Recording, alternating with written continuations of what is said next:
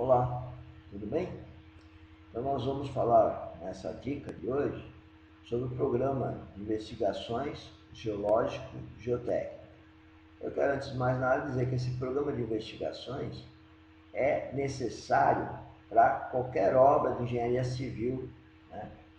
Que envolva terraplanagem, que envolva fundações, que envolva uma barragem, lagoas, aterro sanitário, ruas, aeroportos, ferrovias, enfim, toda obra de engenharia precisa e que mexa com solos, né? Então, toda ela, nós temos um programa de investigação a se seguir, né? A programação de investigações geológicas até consta de ensaios de campo e laboratório, né? Então, a orientação dos procedimentos de programação de GG. Quem dá esses procedimentos e para essa programação, né?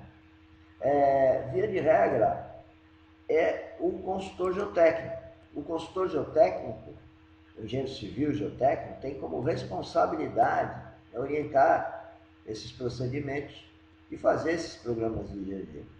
Os clientes precisam de orientação em função das suas necessidades.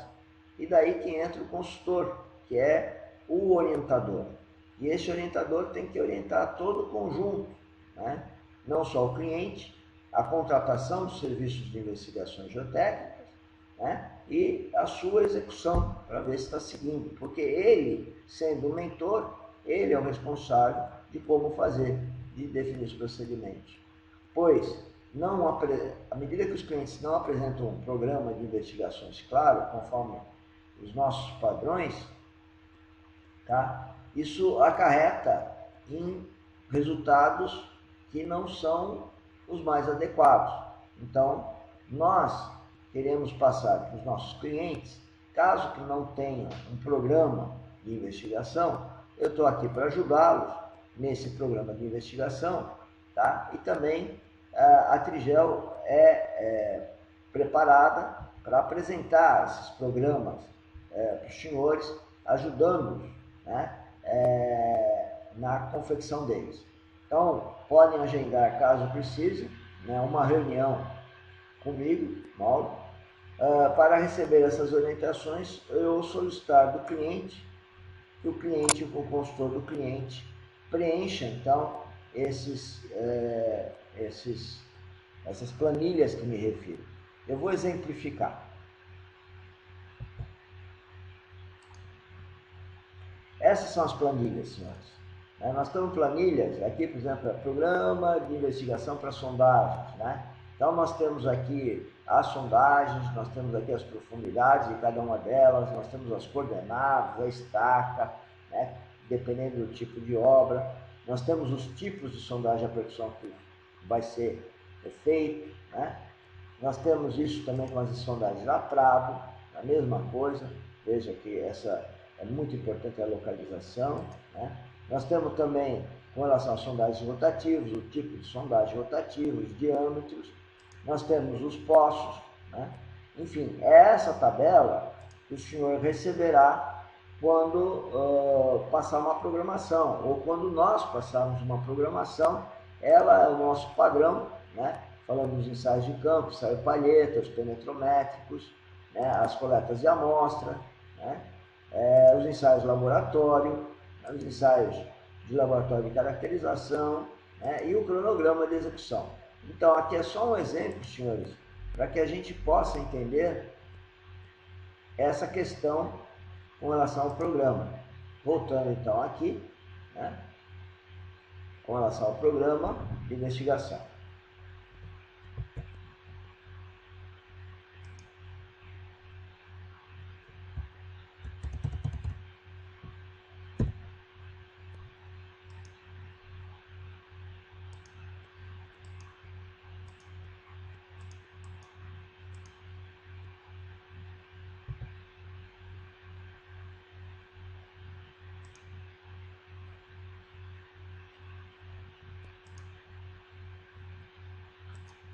Agora sim, eu estou mostrando aqui, senhores, o ciclo da engenharia geotécnica. Eu não vou me ater a ele, mas quando nós estamos falando no programa de investigação, nós estamos falando exatamente dessa fase. é na coleta de dados, né, anterior à coleta propriamente dita, em função dos problemas geotécnicos, nós vamos fazer um programa de investigação, depois vocês vão ver que nós vamos analisá-lo, se for necessário nós voltamos a complementar o programa e, se não for possível, nós passamos então para a fase de projeto. Então, mas por que surge a necessidade do programa? Porque, veja, cabe ao engenheiro civil geotécnico conhecer os problemas. Ele é mais experiente e tem a obrigação de conhecer todos os problemas que a sociedade hoje tem com relação a problemas geotécnicos. E ele tem que resolver o problema ou prever que esses problemas não apareçam no projeto ou na obra que ele está envolvido. Para isso, há necessidade que a gente conheça o comportamento e as propriedades de engenharia dos solos. Aí que está o problema. Quer dizer, em função do problema que eu possa observar naquele tipo de obra e no objetivo de prever, no objetivo de resolver o problema que me aparece, eu preciso saber o comportamento do solo. Sem saber o comportamento, eu não posso resolver o problema. Daí, então, eu tenho que, na hora que eu quero ligar essas duas coisas, eu tenho a necessidade de fazer um programa de investigação. E nesse programa de investigação, eu tenho que fatalmente chegar a um perfil geológico-geotécnico, ou seja, perfis pelo terreno que mostra as diversas camadas, a distribuição das camadas, e conheça o comportamento dessas camadas. Então, eu vou fazer investigações de campo para poder, então, definir essas camadas, para, então, a partir do conhecimento e localização dessas camadas, fazer coletas de amostras deformadas e indeformadas que seguirão para o laboratório, para fazer ensaios de laboratório, ou vou programar ensaios de campo nessas camadas. E aqui tem um artigo nosso, tá, sobre a importância dessa programação de investigação geotécnica. Bom, aqui é só para mostrar um investimento feito pela Trigel e pela Dynamis, mostrando então toda a sua capacidade de fazer ensaios de laboratório, de campo e instrumentação, além do controle tecnológico, da consultoria geotécnica e projeto geotécnico. O programa de investigação de campo laboratório deve ser conduzido por um consultor geotécnico, não podia ser diferente. Há muitas incertezas envolvidas e só uma pessoa experiente que vai poder então definir o programa, o tipo de investigação, as quantidades, a localização, os procedimentos de execução de cada uma dessas investigações. Ele, consultor ou seus assistentes, devem acompanhar os serviços de campo, os serviços de transporte de amostras, a recepção dessas amostras no laboratório e os ensaios propriamente ditos. Cabe ao consultor interpretar esses resultados, dirigir uma nova programação, ajustando a programação e os procedimentos, caso sejam necessários. Preste atenção que quem é o cabeça, quem é o mentor, quem é o condutor, quem ajusta, quem diz qual que é os procedimentos é o consultor, engenheiro civil geotécnico, tá? Isso tudo deve ser desenhado e tabelado para facilidade do entendimento da execução do plano do programa de investigações. E eu quero ler para os senhores esta observação que aparece aqui do lado. Esta proposta,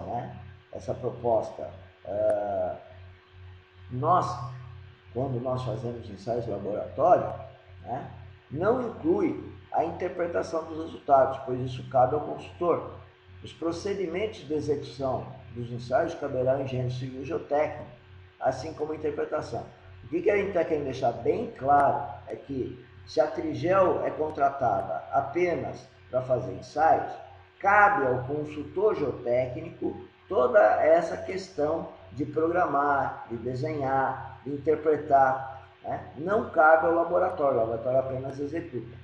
Quando nós somos contratados para ser projetistas, consultores, ou somos responsáveis pelo parecer técnico, aí sim nós teremos que fazer tudo isso que está aí. Inclusive a questão de transporte, retirada da amostra e todos os procedimentos necessários. Então, a critério do cliente, seguimos os procedimentos consagrados e de acordo com as normas brasileiras da ABNT. Senhores, o que acontece quando a gente fala isso, é que o cliente entende que na norma está tudo definido. Não, a norma normaliza algumas coisas, ela não fala muitas vezes da obrigatoriedade ou não. Ou seja, tem uma norma que pode dizer como é a forma de fazer 5 produtos diferentes, mas não quer dizer que eu estou fazendo 5 produtos, eu posso fazer um desses produtos, né? E não aqueles 5. E outras vezes não, a norma é só sobre um ensaio, então, sendo só sobre o ensaio, tem que seguir aquela norma daquele ensaio. Então, nós temos que ter um pouquinho mais de entendimento sobre essa história de atender às normas da ABNT. Os resultados poderão ser analisados através de planilhas, Excel, caso sejam solicitados, recomendamos sempre que o engenheiro de projeto geotécnico acompanhe a retirada da amostra e a abertura das embalagens no laboratório até a realização do ensaio, pois esta postura faz parte da boa técnica. Diante, com 18, 20 anos, eu fazia esse trabalho de acompanhar isso para um consultor geotécnico naquela ocasião. Tá? E é isso que a gente tem que dizer que é a boa prática de quem é o consultor, de quem é o mentor do programa de investigação geológica e geotécnica em campo laboratório. Tá? Às vezes a Trigel só faz a investigação e outras vezes ela faz o parecer e é a consultoria geotécnica do projeto geotécnico.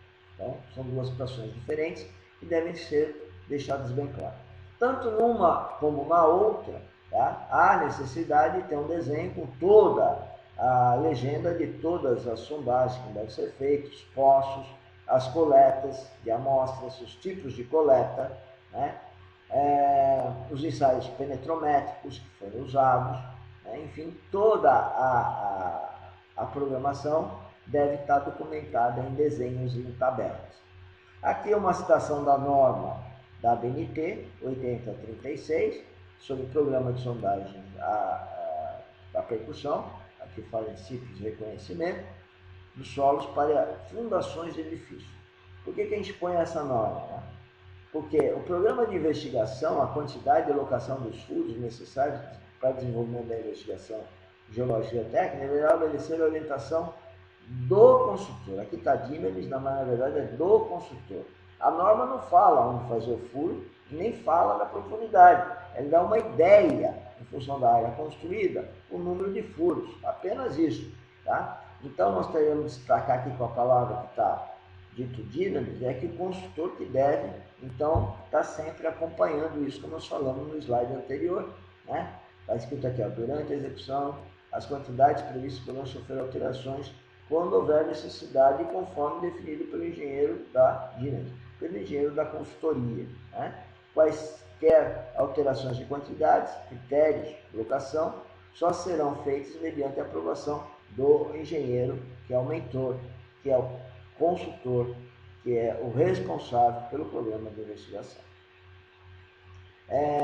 A coleta de dados, né, esse programa de GG, né, ele tem o seu primeiro passo, né, no levantamento aerofotogramétrico, nos mapas geológicos, na visita ao campo, no levantamento topográfico. Né? Todos são dados iniciais, então aqui em sequência lógica, né, para chegarmos às sondagens, atrato, produção rotativa, para então definirmos, né, os universos, que eu chamo de camadas tipicamente iguais. Aqui eu estou falando de definir camadas tipicamente iguais, né? Mesmo universo, estatisticamente, achando que são iguais, não são iguais, a gente fala tipicamente iguais. Esse é o tal do perfil geológico e geotécnico que a gente fala em outras ocasiões. Isso se encaixa aqui. A partir disso, eu fazer o programa de coleta, vou executar os ensaios, vou analisar os resultados dos ensaios, vou definir os parâmetros, né? Definir os índices e parâmetros geotécnicos para cada universo, em função da necessidade de dimensionamento que eu preciso, se é pavimentação, se é talude, se é fundação, se é contenção, solo grampeado, cortina atirantada, solo grampeado, aterro reforçado. E em função de tê-los em segurança, eu posso então dar por satisfeito ou posso fazer uma iteração e voltar a fazer as investigações que eu falei anteriormente. Uma outra coisa que a gente quer destacar é a definição dessas camadas, tipicamente iguais, o PGG, como falamos aqui, tá? Para detectarmos comportamento assemelhado. Tá? E exatamente durante essas investigações de campo, né, que devem ser iterativas, dinâmicas e concomitantes, que nós vamos poder então começar a conhecer o nosso subsolo, para então programar a coleta de amostras e os ensaios de laboratório em função da obra pretendida. Vejam que as investigações, e esse é o destaque desse slide, devem ser interativas, dinâmicas e concomitantes. O que a sociedade faz de equivocado é mandar uma empresa para fazer as investigações e não faz a devida interação com esse pessoal do campo, levando a erros depois ou dificuldades na interpretação ou no prazo, que muitas vezes sempre é para ontem, e aí com essa falta de eficácia nessa interação, nesse dinamismo com as equipes de campo, né, com essa reação concomitante, nós então vamos ser ineficientes e vamos atrasar todo o nosso projeto.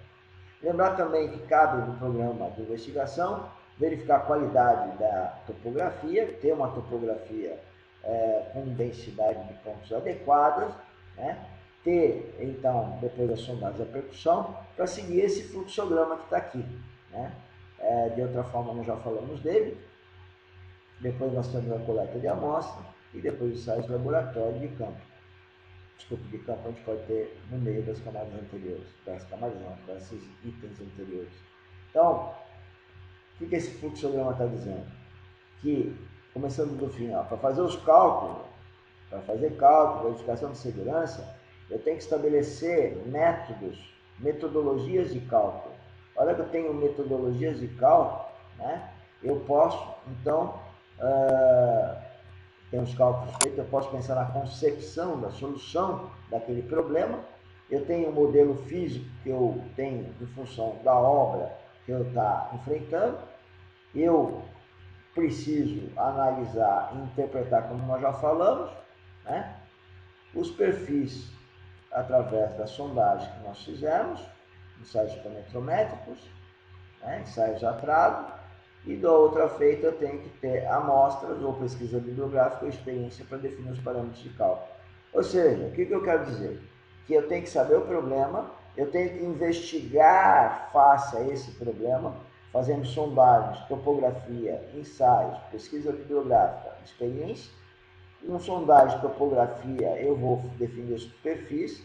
Com ensaios, pesquisa bibliográfica, experiência de cada um de nós ou da empresa, eu vou definir parâmetros para depois ir fazer cálculo. E a escola de engenharia já fala para fazer cálculo, e tudo isso aqui na escola de engenharia não é abordado adequadamente. E os ensaios de campo. Muito bom. Um outro problema sério no programa de investigações é com relação à posição do nível dado. Né? Em época de estiagem, ele pode estar definido numa certa cota, e na época de cheia ou de chuvas intensas, numa cota superior. Tá? Isso é facilmente resolvido se nós colocarmos nos furos de sondagem, transformarmos os furos de sondagem em medidores de nível d'água. Mas muitos clientes acham que isso é caro, quando isso para mim é de graça, do ponto de vista que tem um custo adicional, mas o benefício é incrível, porque só assim que nós saberemos a oscilação do nível d'água. Muito bom, depois que nós fizemos o programa e fizemos as investigações, então tem a fase 3, que é interpretar esses resultados. Né? O objetivo é o mesmo, é conhecer o comportamento dos solos, e aqui já dando o passo para definir propriedades que governam o comportamento dos solos, de tal sorte que então eu possa vir então na fase 4 com o projeto, com os cálculos. Nessa fase de análise dos dados, eu tenho que considerar então a definição dos parâmetros. Será que ela está boa, que ela está adequada? Será que eu tenho certeza? Né? Será que esses parâmetros aqui que eu obtive então em função das investigações tão bacanas, tão seguros para mim? Né? A minha experiência, a minha ação em fazer a sondagem, fazer os ensaios de campo e laboratório, a minha pesquisa bibliográfica bate os valores esperados com o que eu imaginava? Né? Eu usei de toda a lógica que tem com relação a conhecer os solos, os ensaios disponíveis, os equipamentos de investigação de campo, né? E ao fazer isso, eu usei da minha capacidade aí, da intuição, percepção, bom senso, como eu disse em outro momento, advém lá do nosso Espírito Santo, né? A palavra de Deus, a Bíblia, nos diz isso, né? Só basta nós praticarmos. Mas enfim, se nesse momento, qual que é o meu julgamento? Tá bom ou não tá bom? Tá bom para eu poder, então, conhecer os problemas geotécnicos e tratar problemas de compensação corte-aterro, erosão, transporte de sólidos, contenção de sólidos, deslizamento da luz de corte, de aterro, rupturas superficiais profundas, sazonalidade de nível d'água, vulnerabilidade à perda de sucção por aumento da umidade, recalques de subsidências, patologias de pavimento, durabilidade de pavimento, recalques de estrutura e ruptura de estrutura, infiltração, erosão, enfim. Eu coloquei nesse slide problemas bem genéricos para a gente falar, será que tá bom? Tá bom?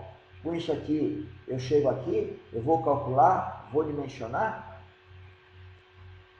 Senhores, o problema é esse que está nesse slide. Como avaliar as incertezas nos resultados dos cálculos? A definição dessas propriedades de engenharia ou parâmetros geotécnicos que eu defino nessa fase de análise dos dados são para fazer os cálculos de dimensionamento de engenharia geotécnica. O problema é que eu tenho muitas incertezas. E aí eu posso ou desenvolver estudos paramétricos para ver a sensibilidade do parâmetro, ou seja, eu mexo com um parâmetro e vejo se aquilo é muito grave. Se não é, aquele parâmetro sendo insensível não é importante. Mas eu posso ter um outro parâmetro, geralmente a coesão, se eu mexer um pouquinho, muda tudo e muda muito em termos de custo. Então aí vale a pena investir mais. Agora faz de conta, né? Então faça os problemas que eu tenho, faça a obrigação que eu tenho de resolver o problema ou prever que eles não aconteçam num projeto novo.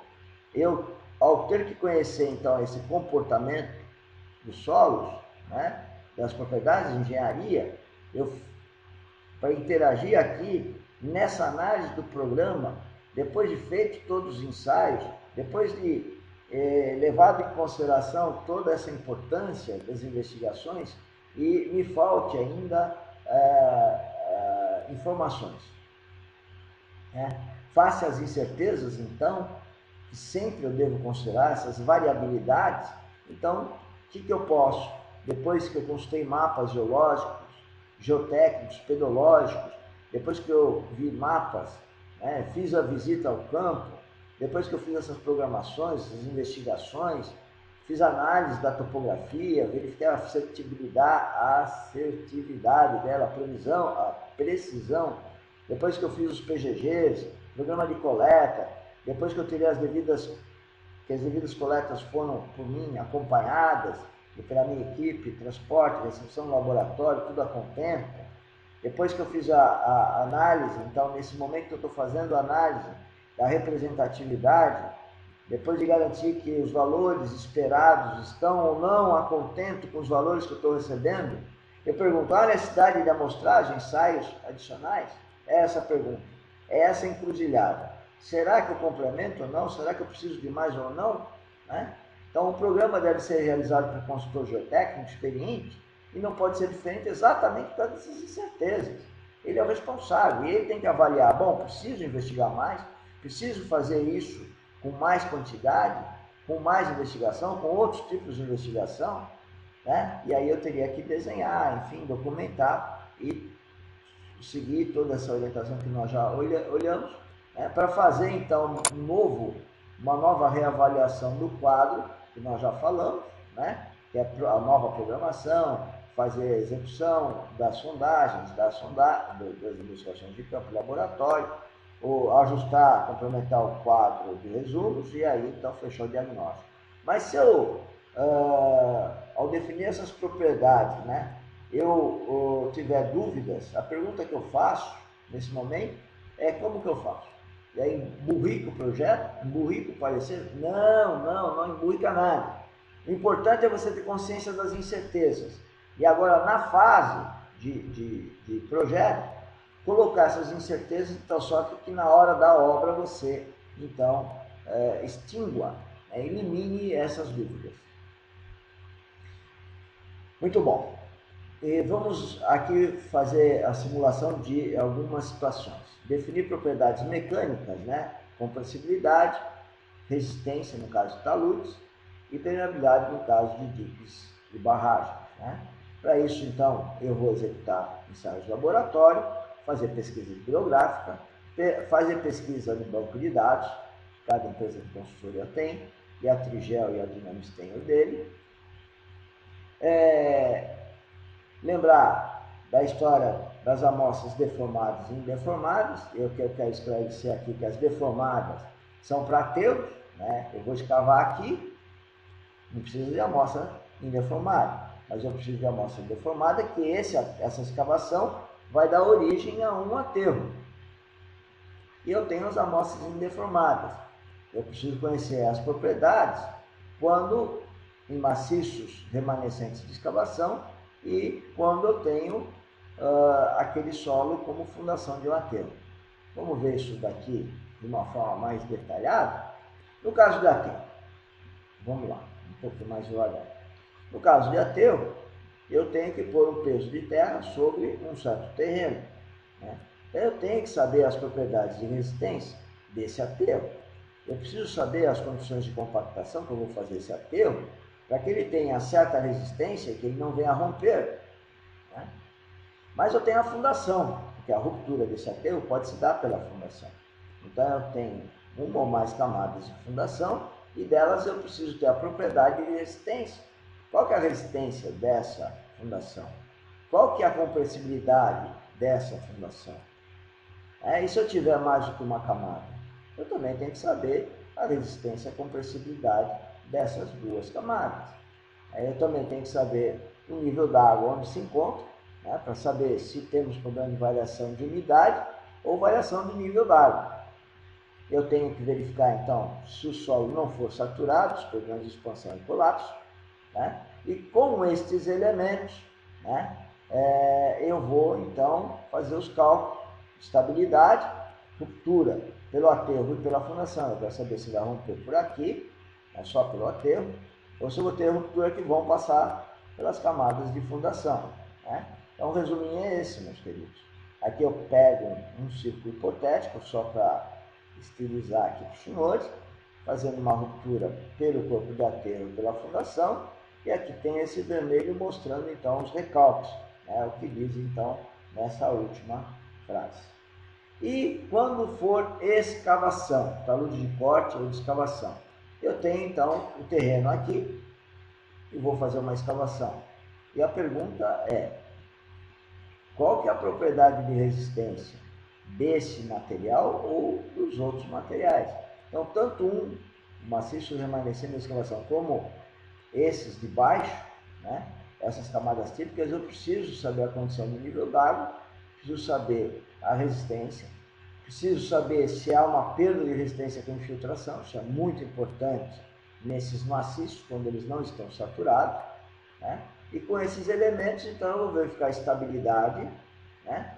A estabilidade, como está aqui mostrado, né? A possibilidade de haver afundamentos, recalques aqui e esse levantamento no pé, típico de uma ruptura, né? E quero lembrar aos senhores que o PGG, o Perfil Geológico Geotécnico, é obrigatório na norma de estabilidade em encosta, mostrando que ele, para mim, é obrigatório em qualquer obra de engenharia geotécnica. E é isso que eu queria mostrar nesse assunto, né, que nós estamos colocando nessa dica, nesse vídeo, sobre programação de investigação geológica e geotécnica. Tá? Obrigado, espero que tenha sido útil.